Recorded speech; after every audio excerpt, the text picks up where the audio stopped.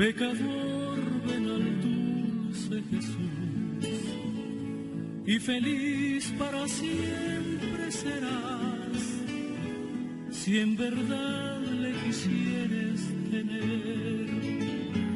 Al divino Señor hallarás. Ven a Él, que te espera tu buen Salvador. Ven a Él, que te espera tu buen Salvador.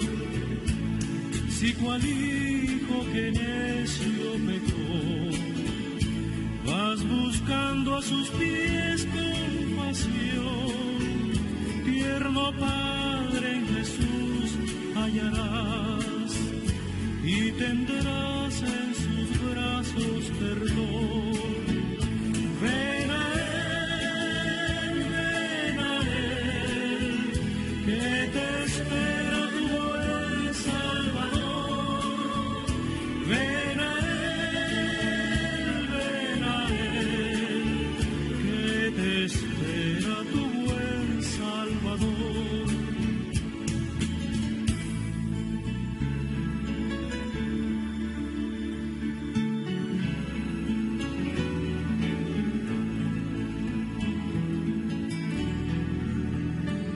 Si enfermo te sientes morir, Él será tu doctor celestial, y hallarás en su sangre también medicina que cure tu mal. Ven a Él, que te espera tu buen Salvador. Ven a Él, que te espera tu buen Salvador. Ovejuela que huyó del redil, he aquí tu benigno Señor, y en los hombros llevado serás de tan dulce llamado pastor. Ven a Él, que te espera tu buen Salvador. Ven a Él, que te espera tu buen Salvador. Ven a Él, que te espera tu buen Salvador. Ven a Él, que te espera tu buen Salvador. Que te espera tu buen Salvador. Que te espera tu buen Salvador.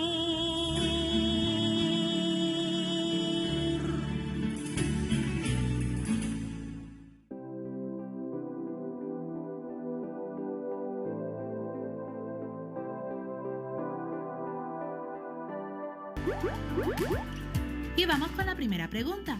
¿Dónde se encontraba el carnero que Daniel vio en la visión? ¿Delante del río? ¿Detrás del templo? ¿En la cima de la montaña? ¿O salía del abismo? Tienes 10 segundos para responder.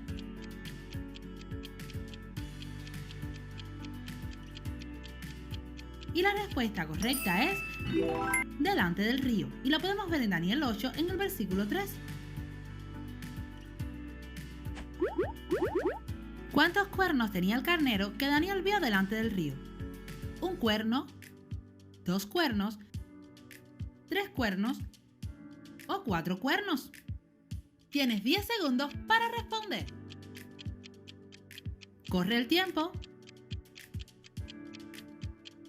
Y la respuesta correcta es que tenía 2 cuernos. Y lo podemos ver en Daniel 8 en el versículo 3. ¿Qué otro animal vino del poniente sin tocar tierra hasta el carnero de 2 cuernos? ¿Un león? una serpiente, un macho cabrío o un oso dorado? Tienes 10 segundos para responder. Y el tiempo corre. Y la respuesta correcta es que era un macho cabrío, y lo podemos ver en Daniel capítulo 8 en el versículo 5. ¿Sabes qué tenía y era muy notable el macho cabrío entre sus ojos? Una diadema, un ojo rojo, una melena o un cuerno. Tienes 10 segundos para responder. Y el tiempo corre. Y la respuesta correcta es que tenía un cuerno, y lo podemos ver en el capítulo 8 de Daniel en el versículo 5. El Señor les bendiga, amados hermanos, después de haber escuchado esta alabanza hermosa y también conociendo tu conocimiento, pasando a este segmento, pasamos al segmento de la palabra de Dios. Hemos estado estudiando por 3 semanas acerca de las 3 fuentes que tientan al hombre a pecar, y les decía, el primer punto era Satanás y sus demonios influyen en los hombres para que estos pequen. El segundo punto también que tratamos en esas 3 semanas, el mundo es una fuente de tentación, y también hace 8 días tomamos el tema de la misma naturaleza pecaminosa del hombre, lo impulsa a pecar. Así es que como nosotros yo he estado hablando acerca de lo que es estas 3 fuentes que tientan al hombre para pecar, y les decía que viene siendo el diablo, el mundo y la carne. Entonces esos son los 3 enemigos del creyente. Y es importante que también me parece conveniente en esta hora también poder tomar lo que es 2 ideas diferentes. Las 2 ideas diferentes con respecto al pecado.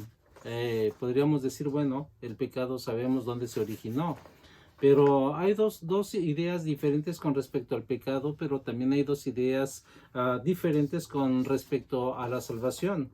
Así es que estas 2 ideas diferentes las han presentado Juan Calvino, que fue un teólogo francés, y él vivió en el año 1509, y de 1509 a 1564, así es que vivió 55 años este teólogo. Y este teólogo habla precisamente acerca de la depravación total, la cual forma parte de todos los 4 temas conocidos con el nombre de la doctrina de la gracia, o los 5 puntos del calvinismo. También los 5 puntos del calvinismo vienen siendo la depravación total, la elección incondicional, la expiación limitada, la gracia irresistible y la seguridad de la salvación. Por haber sido Juan Calvino el que las llegó a presentar respecto a este tema, la confesión de fe de Westminster. No sé si ustedes han leído esta confesión o este catecismo de Westminster, y nos dice: el hombre, mediante su caída en el estado de pecado, ha perdido totalmente toda capacidad para querer algún bien espiritual que acompañe a la salvación, de tal manera que un hombre natural, siendo completamente opuesto a aquel bien y estando muerto en pecado, es incapaz de convertirse o prepararse para ello por su propia fuerza. Y Charles Ryrie comenta al respecto de este tema: la depravación significa que el hombre fracasa en cuanto a agradar a Dios, denota su carencia de méritos ante los ojos de Dios. Este fracaso es total porque afecta en todos los aspectos del ser humano o del hombre, y lo cual viene afectando prácticamente a todas las personas. Así es que en ese sentido el hombre en su estado natural se encuentra totalmente corrompido el hombre en su estado natural no tiene nada bueno, y eso se debe al pecado que vive en nosotros, a tal punto que somos incapaces de hacer lo bueno, ya que nuestra naturaleza es mala.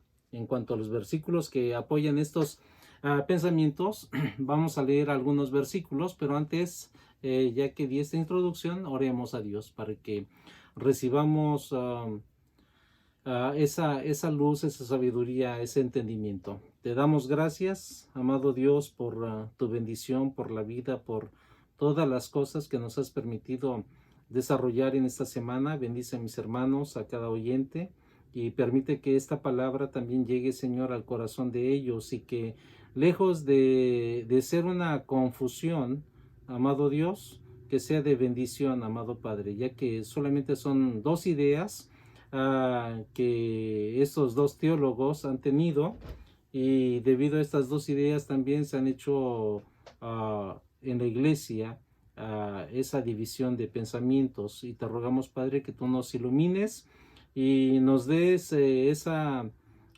entendimiento para poder nosotros entender la maravillosa el maravilloso significado de tu palabra que tú tienes para nosotros en esta hora. En el nombre de Jesús lo pedimos. Amén. Bien, mis hermanos, los versículos que hablan sobre la depravación total en estas dos ideas, les decía acerca del tema, son dos ideas que que han sido tomadas por todo lo que es el cristianismo alrededor del mundo. Así es que estas ideas han circulado desde que nacieron, en realidad, por esos dos teólogos. Y ellos no tuvieron una idea loca para decir, bueno, vamos a hablar de la predestinación, ¿no? De la salvación. Si tú eres salvo, pues vas a ser salvo, aunque vivas en pecado, pero va a llegar un momento en que la salvación te va a llegar cuando estés moribundo. Y si estás condenado, no importa que estés dentro de la iglesia, al estar moribundo, vas a cometer un pecado que definitivamente vas a morir en maldad, y vas a ser condenado.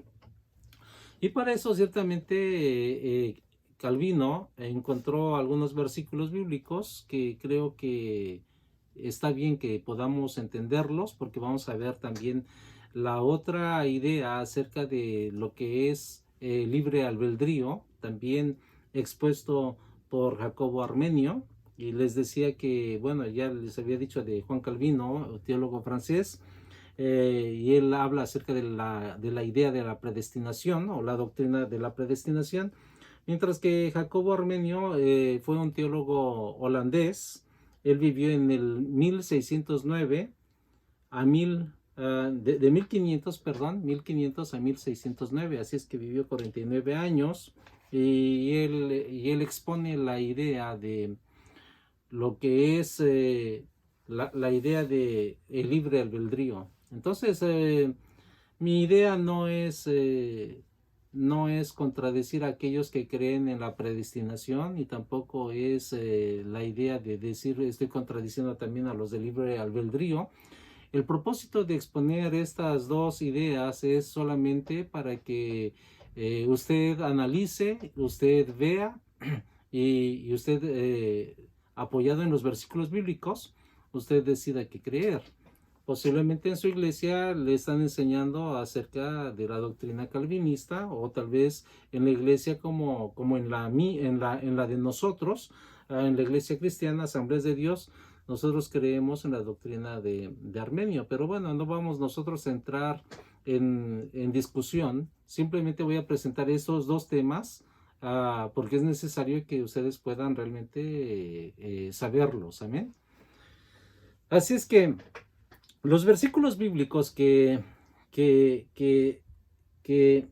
Juan Calvino, el teólogo francés, tomó y él encontró para poder apoyar esta doctrina acerca de la depravación total, y de que el hombre es insuficiente, o sea, no tiene él ninguna capacidad para ser salvo, no puede tomar una decisión porque ya está predestinado a lo que tenga que ser, condenado o salvación. Así es que el primer versículo que vemos nosotros, o el primer pasaje, está en el Salmo 51:1. Y dice, el hombre ha sido formado en maldad y concebido en pecado. Y dice, he aquí en maldad he sido formado y en pecado me concibió mi madre. Bueno, ahí nos habla precisamente acerca de cómo nosotros hemos sido concebidos en pecado y nos habla acerca de ese pecado heredado, ¿no? El pecado de rebelión, el pecado de obstinación, el pecado de soberbia. Entonces, nacemos con ese pecado y desde un principio realmente el niño es muchas veces pero muy difícil de tratar, y más cuando uno es padre primerizo, uno no sabe qué quiere. Y si uno lo acostumbra a algunas, por ejemplo, a los brazos, el niño reclama los brazos, el niño ya está reclamando precisamente en exigencia, ¿no? Quiero abrazo, quiero que me tengas. Y la madre o el padre, aquí por lo regular en nuestra cultura, la madre es la que ve más al hijo, ¿no? La que lo trae en los brazos, y si se malacostumbra al niño, entonces desde pequeño vemos cómo el niño comienza a hacer sus llantos, sus rabietas para que pueda conseguir los brazos de la mamá o de la tía o del hermano. Pero si se acostumbra a dormir en brazos, necesita realmente la madre tener el tiempo constantemente para poder realmente dormirlo en los brazos. Pero si no, entonces lo puede acostumbrar de otra manera. Pero me estoy refiriendo cómo realmente reclamamos derechos muchas veces luego. Y hoy en día la gente sigue reclamando sus derechos, aunque realmente hay derechos que no tienen ni por qué reclamarse, ¿no? Ahora, el versículo de Salmo 58:3 dice, el hombre se encuentra descarriado y apartado completamente de Dios, y esto ocurre aún desde la matriz. Dice la palabra, se apartaron los impíos de la matriz, se descarriaron hablando mentira desde que nacieron. Salmos 58:3. Así es que nos habla acerca de cómo un niño, y creo que si nosotros podemos recordar desde cuando comenzamos a mentir, no tendríamos, tal vez no todos tendríamos la memoria, el recuerdo, pero sí podríamos nosotros ver con nuestros propios hijos desde cuándo comienzan a mentir, y es a muy temprana edad. Así es que tenemos otro versículo, Isaías 56:3. El hombre se apartó de Dios para conseguir su propio camino, definitivamente, ¿no? ¿Cómo yo puedo conseguir mi propio camino, hacer mi propia voluntad? Más que apartándome de Dios, o, en este caso, nunca venir a Dios. Entonces, ese es el hombre se aparta de Dios para seguir sus propios caminos, y esos caminos son caminos de maldad. Dice Isaías 56:3, todos nosotros nos descarriamos como ovejas, cada cual se apartó por su camino. Entonces la palabra en Génesis capítulo 6, versículo 5, nos enseña también de que el hombre tiene una naturaleza de continuo solamente el mal. Solamente el mal, no hay cosa de que tenga una intención de hacer el bien y seguir a Dios. Y creo que si tú vives en esta naturaleza que te domina, la naturaleza de pecado, te darás cuenta que no puedes tú buscar a Dios y decir, ahora quiero buscar a Dios, y ahora me voy a consagrar a Dios, y ahora voy a odiar el pecado. No puedes, al menos que vengas al arrepentimiento. Al menos que escuches esta palabra de fe y tú vengas a Jesús y le rindas tu vida a Él. Por esa razón, el hombre en su propia naturaleza es hacer continuamente el mal. Y eso es lo que nos dice Génesis 6:5. Y vio Jehová que la maldad de los hombres era mucha en la tierra, y que todo designio de los pensamientos del corazón de ellos era de continuo solamente hacer el mal.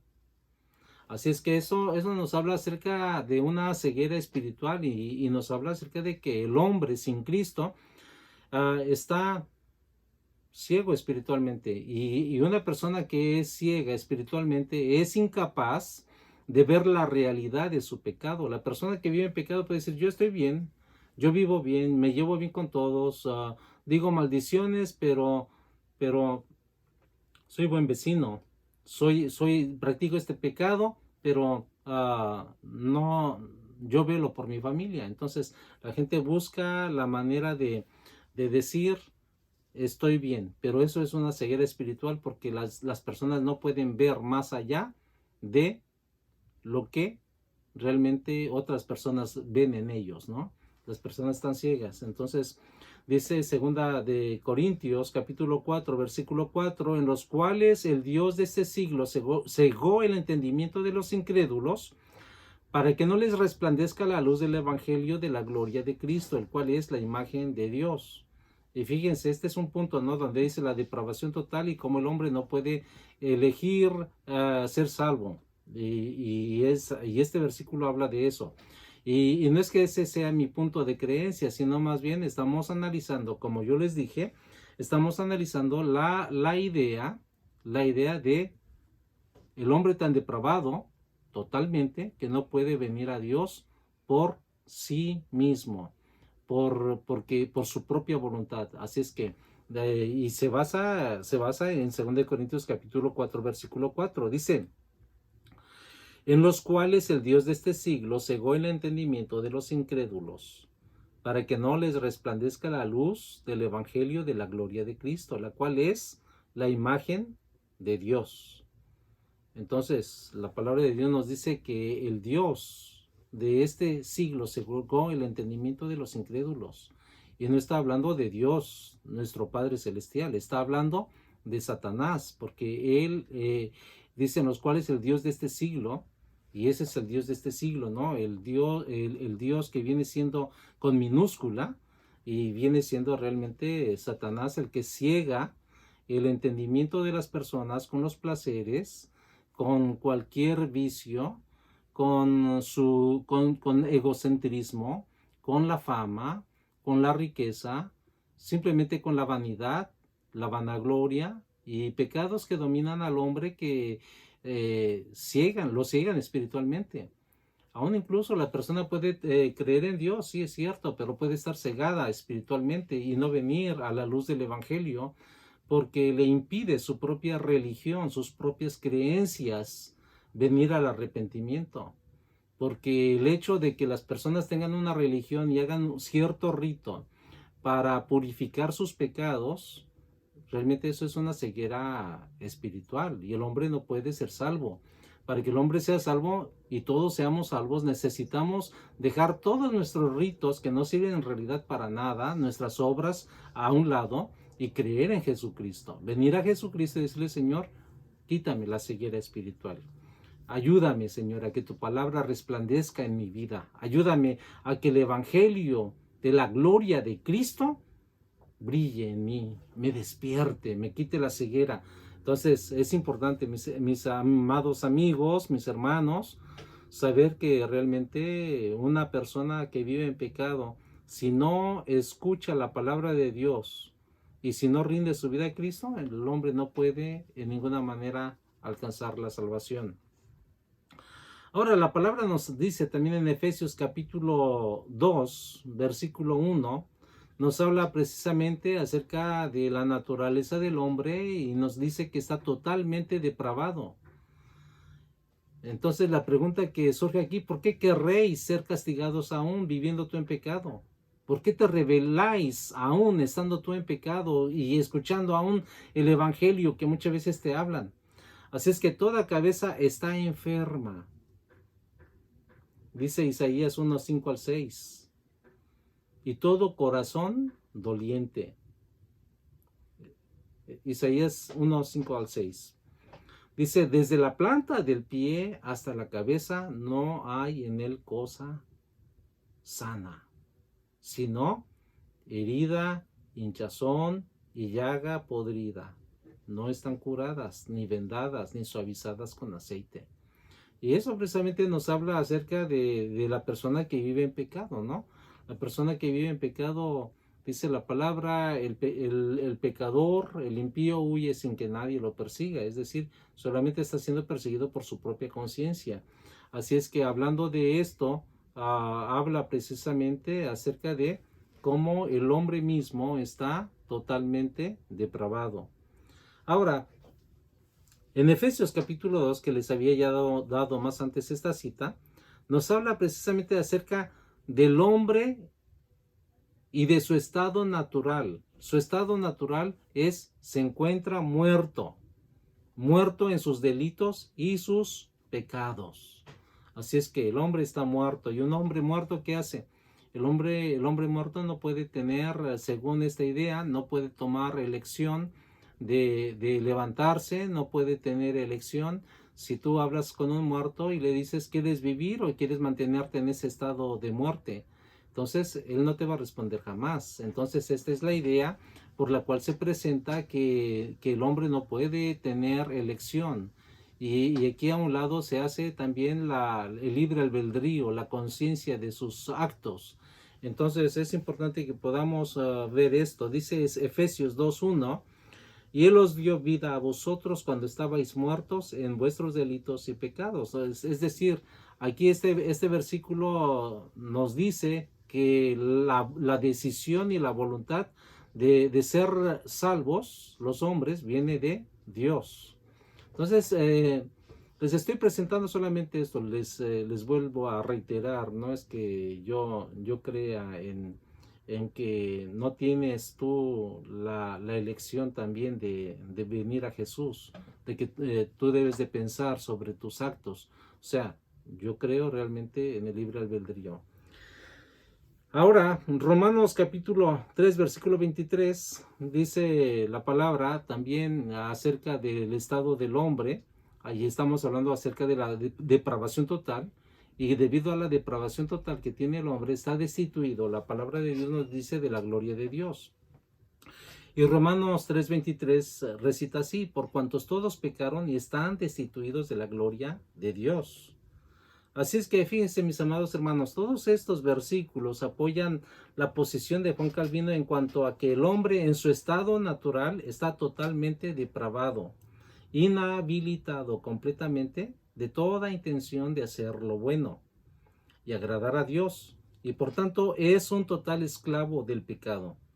El apóstol Pablo, auxiliándose de varios textos del libro de los Salmos y también del profeta Isaías, describe la condición del hombre de esta manera. Dice de la siguiente manera el escrito: como está escrito, no hay justo ni aún uno.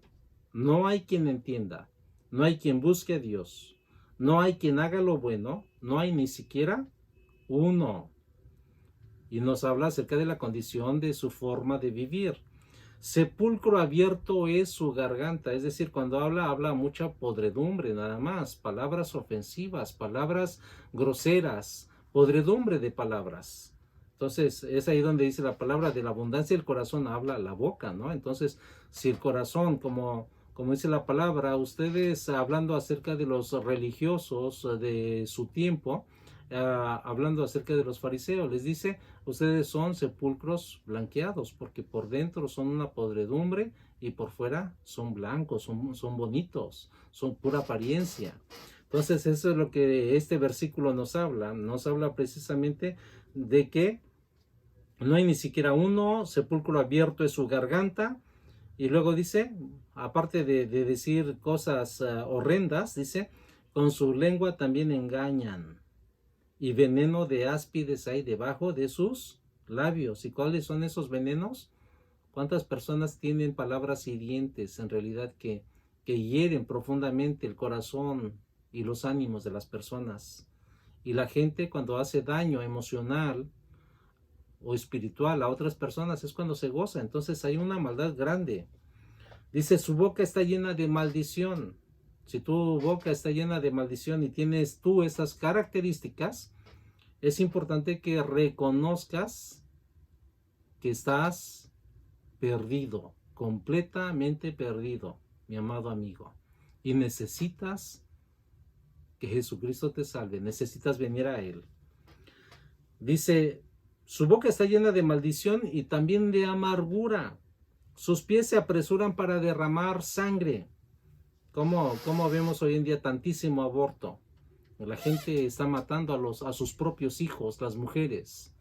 Y las mujeres no se tientan el corazón para matar a sus hijos. ¿Por qué? Porque sus pies se apresuran rápido para un consultorio y les hagan el aborto. Si tú eres una persona que has hecho esto, yo te animo a que vengas a Jesús para que Él sane tus heridas, las heridas profundas de tu corazón, las heridas profundas en tu alma que causaron la decisión de abortar. Así es que ven a Jesús.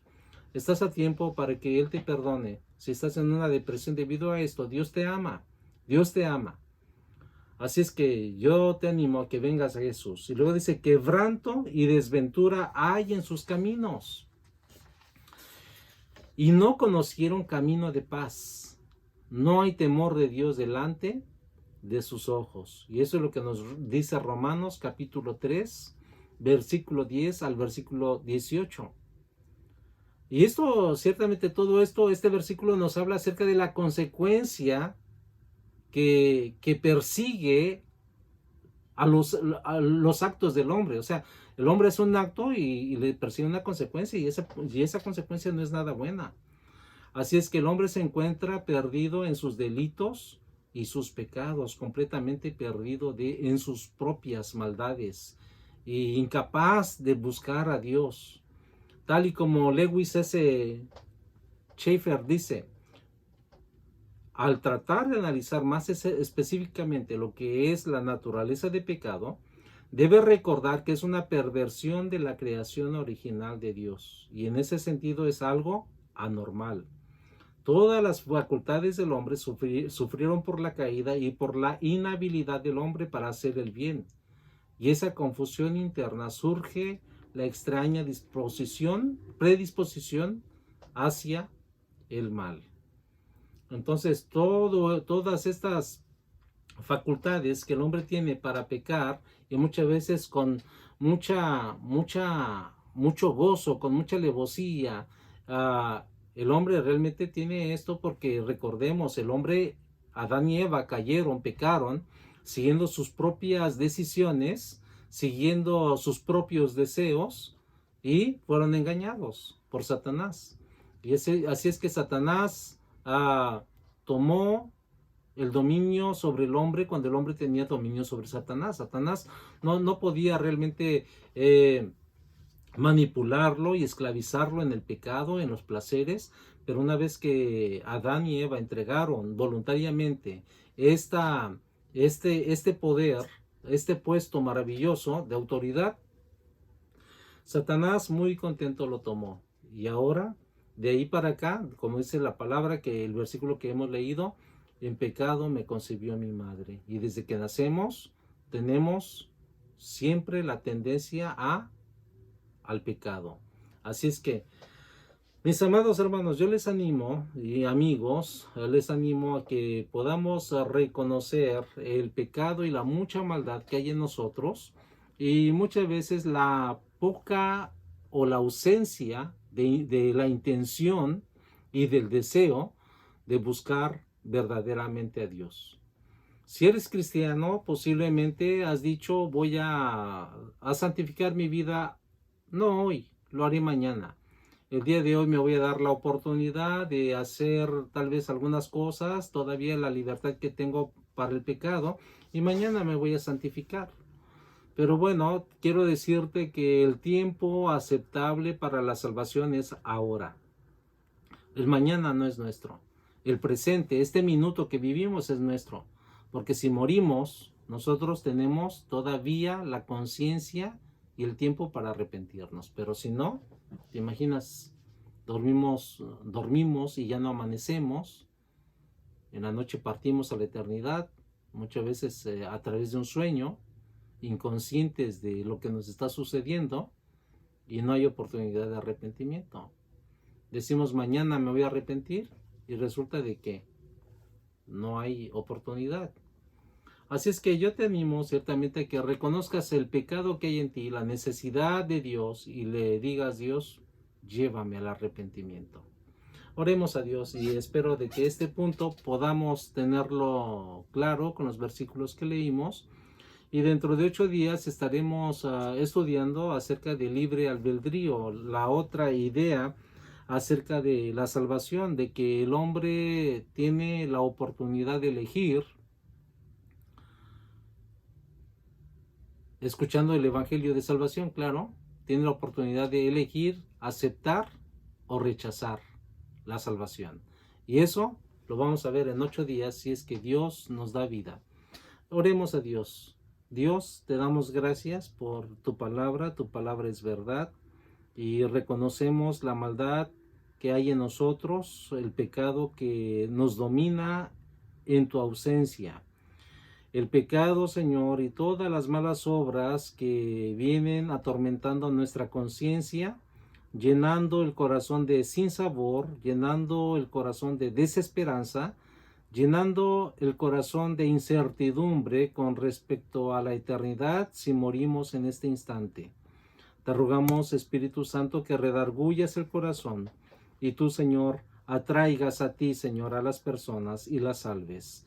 Si hay personas, Señor, que están confiando en sus propias obras, en su propio comportamiento o en su religión, amado Dios, que puedan entender que el pecado que está en ellos, no importando la religión, no importando su conocimiento de la Biblia, su pecado, Señor, los domina. Y mientras su pecado los domine, ellos son esclavos y siervos del pecado.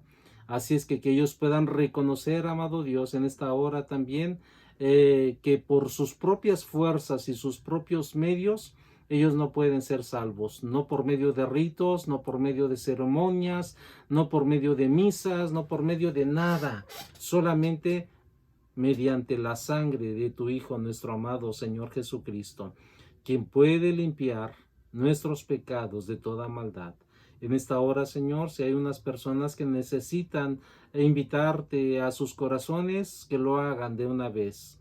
Y ven a sus vidas, Señor, toca a sus corazones, perdona sus pecados, y que puedan sentir el gozo de la salvación en sus vidas, la seguridad de que si mueren hoy, ellos van a pasar contigo. Permite, Señor amado, que ellos vengan al arrepentimiento. En el nombre de Jesús lo pedimos. Amén. Que el Señor les bendiga, amados hermanos, y ha sido para mí, como siempre, un hermoso privilegio poderles compartir la palabra. Esperando y orando a Dios también de que sea de provecho para sus vidas estos segmentos cortos, pero espero que sean de mucha bendición. Y estemos orando, oren por mí, llévenme en sus oraciones también, para que el Señor me use cada día más, y también para que esta palabra llegue al corazón de aquellas personas que tanto lo necesitan. Que tengan una hermosa tarde y que pasen una semana maravillosa, con éxito, con victoria. Les dejo con este canto y me despido con el versículo que dice: Jehová te bendiga y te guarde. Jehová haga resplandecer su rostro sobre ti y tenga de ti misericordia. Jehová alce su rostro sobre ti y ponga en ti paz. Dios te bendiga.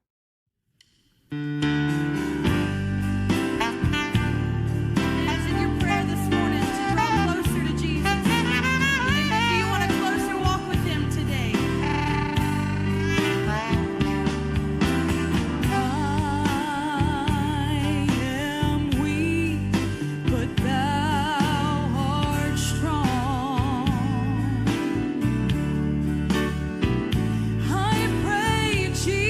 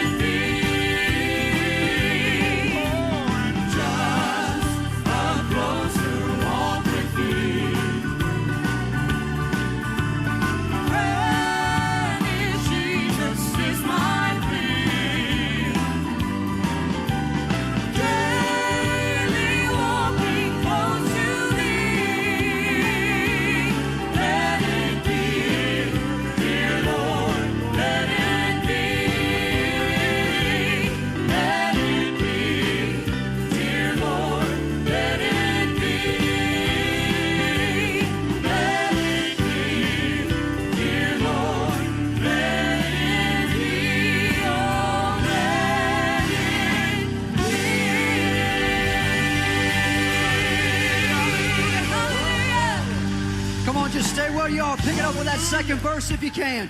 Just a closer walk with Jesus. That's what I want, just a closer walk with Jesus. Go ahead, Jason.